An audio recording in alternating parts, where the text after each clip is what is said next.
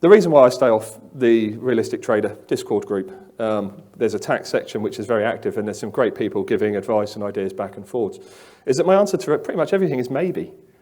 There's a very strict set of rules and guidelines that the HMRC have set out, but it's not a one catch-all model for every person and thing. So should I hold my crypto in a company? Maybe. Should I hold it personally? Maybe. Should I split it? Maybe. Should I set up an offshore trust? Maybe. All of these are options, but you can't throw a blanket over the room here and say this works for you, because you'll just fall over. And anyone that says anything different is completely misunderstanding the strict rules within what there is. So the current regulations are clear, and I can tell you, which we will do briefly now, the current interpretation of those. But it's an application to your own personal setup, which is key. And it's about asking yourselves the right questions. When I talk to clients, when I talk to people that are investing in crypto, it's not even initially about what their holding is. The questions that we go through, what fiat have you put in? What's your capital exposure, day one? Are you going to hodl or are you going to trade? Two very different trading models, two very different tax issues, potentially. Do you need this to generate income? Are you doing this with a large chunk of your personal wealth to generate income, and therefore you need the ability to try and take some of that back on a regular basis? Has a very different implication to hodling. And the key bits for me, really, in terms of looking at someone's setup within a tax and structuring point of view, what if you lose it all? What if you make millions? Because what you can't do with any of this is retrospectively apply this. So you have to set out with the express intention of, well, what if I lose it? What is the best setup for me now and the best understanding of that now if I lose it all? What if I make millions? I can buy myself the 50 Lambos or the property in Spain. And how do I structure that now to take the best out of both? And it will move depending on people's journey along their own personal lifestyle, in terms of the slide Simon showed earlier around the graph of people's spending habits. At the minute, you might be looking to maximize as much trading gain as you possibly can.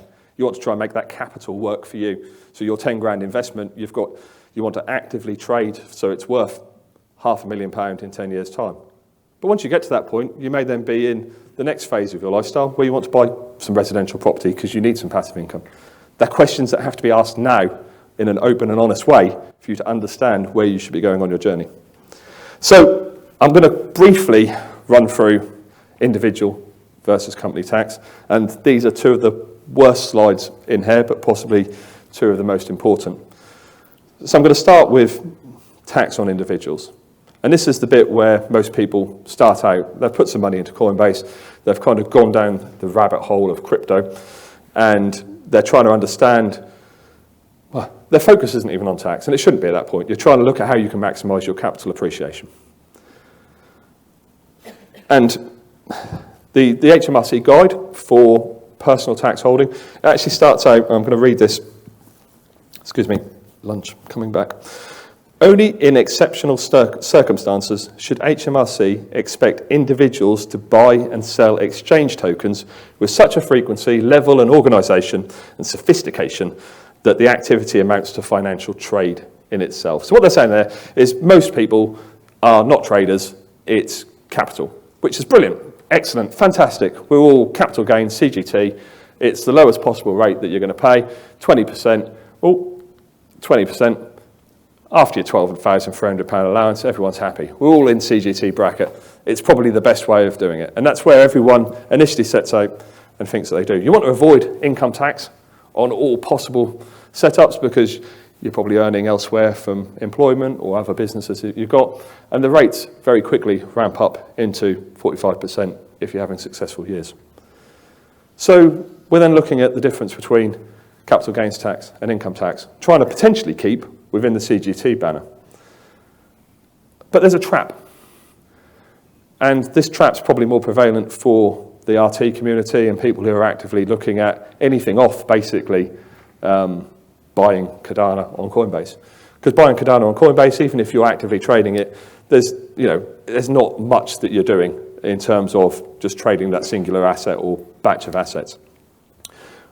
They effectively set out 4 badges of trade, what they're deemed to be trade, which then pulls away this veil of CGT. And that is degree of activity, organisation, risk, and commerciality. So if you tick any of those 4 boxes, then you are a trader. So if we apply this to my favourite topic, time, let's look at it for that. Degree of activity. You've got 8-hour rebases. You've got restaking the minting when it was there. You've got, where am I? You can see where this is going. Sidestepping the market, moving between DAOs as you're looking to optimise those returns. Degree of activity is a definite yes. Organisation. You are having to cross-chain. It's not accessible from the normal centralised exchanges. It requires a DEX and a very specific liquidity pool. If you wanted to get in time back at the start, you'd have to go and look on CoinMarketCap, see that there was a time MIM liquidity pool, then get on Trader Joe's to buy it. No one's going to argue that that is not a level of organisation required to do that. Risk, I'm not even going to talk about. If I need to explain that one, there's no point in me being here. But that applies to anything off the centralised exchanges, and you could levy it at most of the exchange, the alts anyway. And commerciality. Why were we doing that? Why were we looking at rebasing DAOs? Why are we looking at nodes? Why are we looking at staking at the moment? Commerciality. We were looking at the APY. We were looking at treasury management. We were looking at PAG, potential appreciation growth. We were looking at all these from a commercial point of view. We're doing it to make money. The Simon said, I'm not doing it to be poor. I want to make money. And therefore, even where we said with time, it's a 8-hour income tax event and then CGT off the top of that. No, it's all trading. They're going to want to put you into that tax bracket up the top. That's where they want to, because even if you're saying there's a CGT banner on the top of it, who held time for more than 3 months? Well, yeah, don't answer that. If you did, some people probably, did. But that applies to all of them. And as we now look into nodes or whatever the latest, gaming token or where things move into metaverse and stuff into 2022, there 90% of people that are actively looking to maximise their portfolio now are going to fall under that trading trap. Potentially, maybe, unless we can avoid it. So, negligence and misunderstanding is not an excuse for the HMRC. And this is what they are talking about now, but they do have the powers to change their mind. They're buggers for it. They'll change their mind, then they'll backdate it. They'll slap you twice for it, all day long.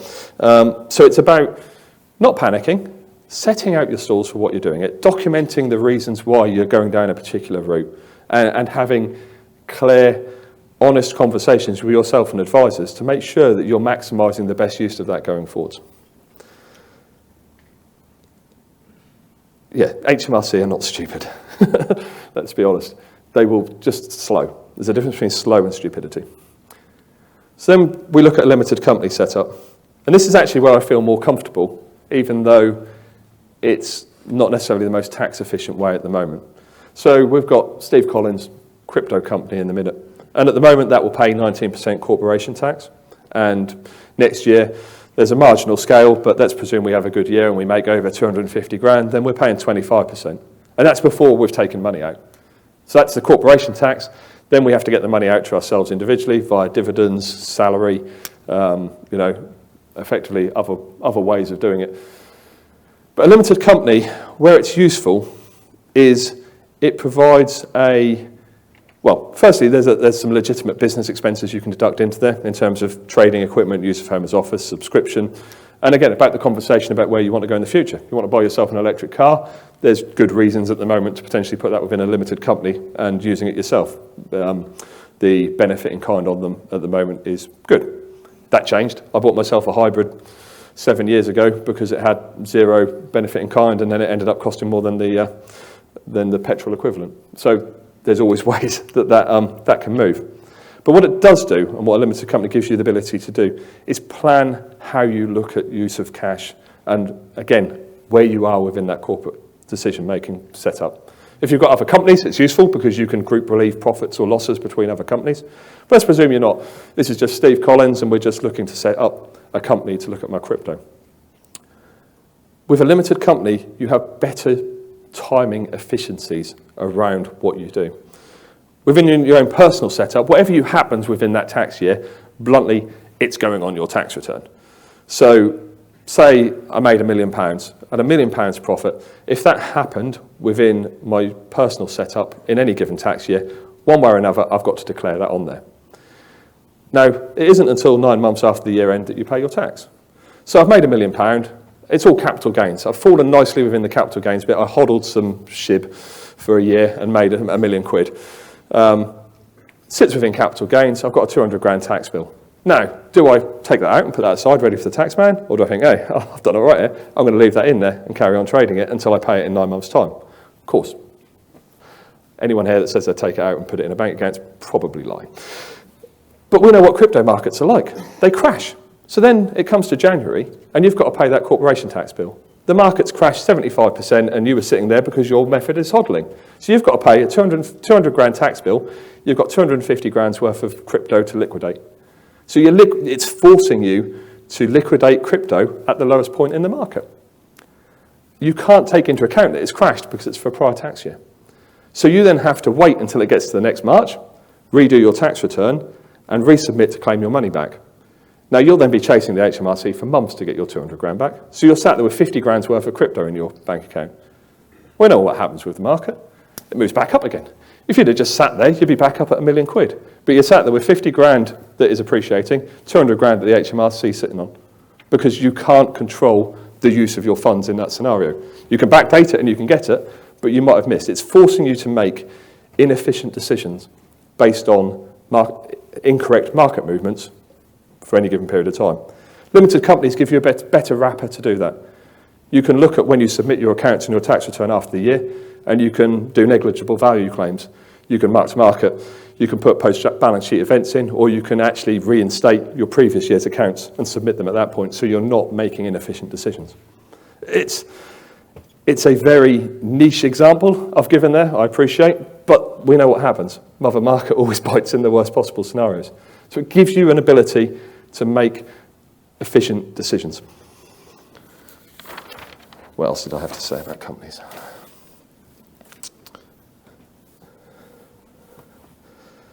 Yeah, it's about economic substance in accounts, which you can use to override legal form. It's all about true and fair view. So you have the flexibility to look at where you are after the thing. However, you will be paying more tax. But in the long run, or the grand view of it, which is the best way of structuring it for any individual person? And it comes back to those key 5 questions that I asked at the start. So that is a very, very quick overview of income and limited company tax, which I thought this was probably then an appropriate slide to run off about that, because it comes back to my earlier answer, maybe. You know, oh, Steve, you're an accountant, what should I do? Well, don't know, let's have a look. Let's have a conversation. What are your aspirations? Where does it sit? Maybe you should do this. Do you own a lot of crypto at the moment? Because actually, now's probably the best time to have that conversation. If you own it personally at the moment and crypto's at a particular loss, well, actually, there might be a hybrid of both. If you've got a portfolio that you like to hodl, keep that in your personal name. Clearly demonstrate that that sits nicely within the capital gains tax banner. But perhaps look at moving your degen plays and your NFTs and your trading pot into a limited company. Make the best use of both worlds. Maybe not.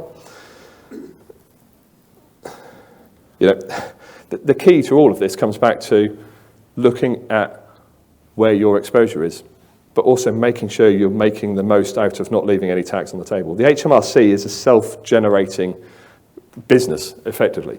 In 2019-20, they raised £30 billion to fund their operation because they're not actually directly funded anymore, and they raised that just purely by compliance, going after people and trying to find tax problems that they've made. You know, so they will go. They will go after the easy wins. They're not going to go after the big corporations. They go after the easy wins. They got 2020. There's 22 billion lines of data submitted to them for them to review, and they have access to credit card and debit card statements. So they can look at a company or look at your own personal setup and say, "Oh, hang on, you had 100 grand come into your bank that year, but you only declared 80 as turnover. Where's the other 20?" It might be an easy answer, but they'll ask that question first to see if there's an easy win for money. You know, and the same applies to crypto. Coinbase recently announced that they're told the HMRC everything about your current setup. So again, it's all publicly available. The only way that you can actually hide information on blockchain at the moment is one of these really dodgy privacy keys, tokens, which I wouldn't advocate in a million years, or actually putting it through an exchange, because when it goes into your Coinbase exchange, it goes into Coinbase 6, which has got £33 million worth of coins in it. So the only way that you can wash it out of the blockchain at the moment is via Coinbase or another centralized exchange. But Coinbase have just told them everything that you've done. So that doesn't track it either. And you can guarantee at some point soon, they're going to be asking Binance and KuCoin and everyone else, if they haven't already. And of course, they're going to comply. They're going to give the information over. So if you think you're being smart by moving stuff around, it really won't happen in that regard. They will have access to everything. So I'm just going to read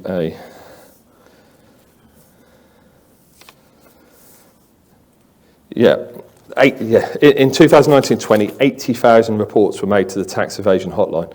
HMRC mortgage lenders referrals broke 10,000 barriers for the first time. So they are looking at compliance as their main way of surviving, which is scary in itself. So if I wanted to anyone to take anything away from that part of the conversation, it's just about looking at your options. Surround yourself by people that you can ask those questions of and structure where you are.